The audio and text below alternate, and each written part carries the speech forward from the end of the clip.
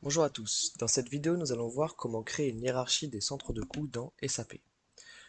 La hiérarchie des centres de coûts s'effectue au départ de la progression sur SAP.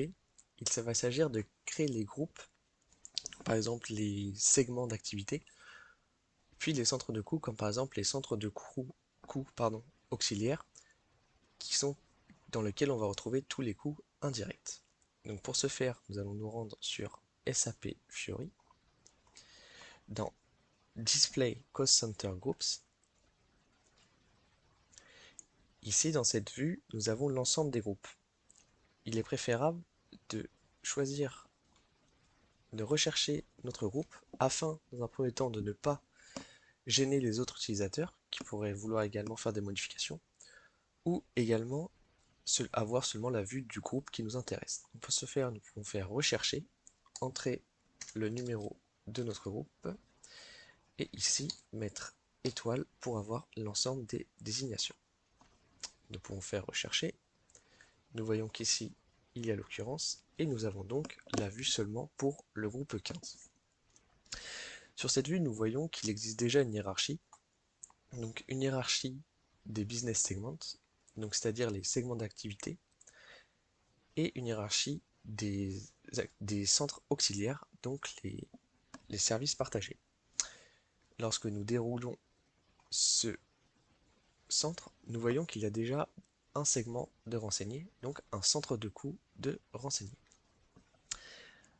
Également, nous voyons que le nom de l'entreprise a également été renseigné. Afin de pouvoir modifier la hiérarchie aussi bien que ajouter des centres de coût, il faut passer en vue modifier. Nous sommes donc en vue modifier. Pour ajouter par exemple un autre segment dans la hiérarchie, il est possible ici, ici j'ai sélectionné deux objets, donc il y a un message d'erreur. Donc un objet, il est possible ici de faire soit ajouter un élément de groupe inférieur, un élément au même niveau, ou bien un centre de coût.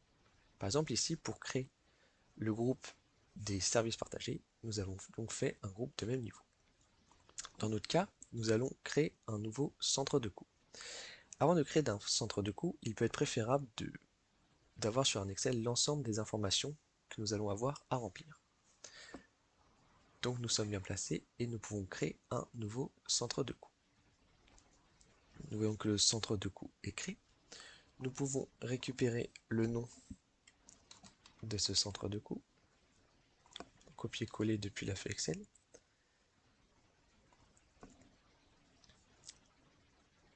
Nous pouvons également récupérer son nom.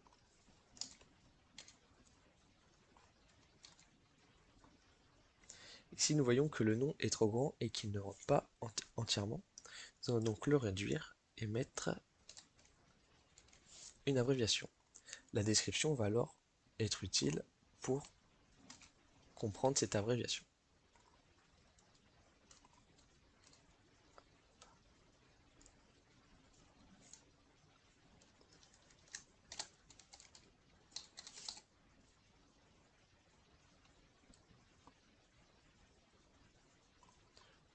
Donc, hop, ajuster le nom afin d'avoir les informations les plus importantes. Les champs avec un astérix rouge sont des champs obligatoires, il faut donc les remplir.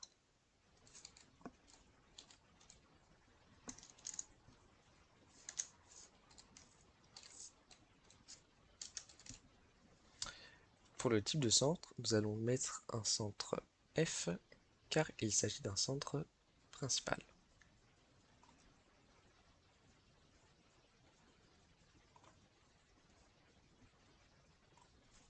Nous pouvons continuer l'édition dans Organisation.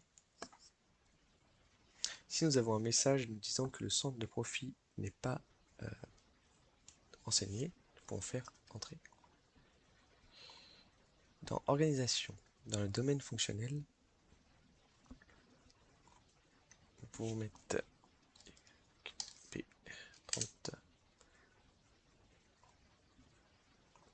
YB20 pour Sales and Distribution. La devise est bien en US dollars. Ensuite, il faudra décocher produit réel et budget produit, puisqu'il s'agit de centres principaux. Nous pouvons sauvegarder.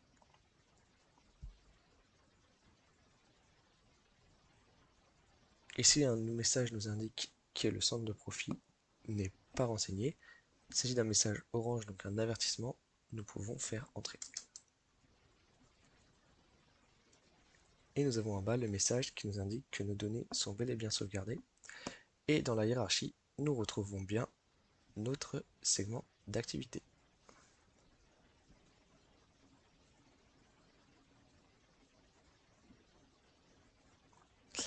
Merci pour votre attention.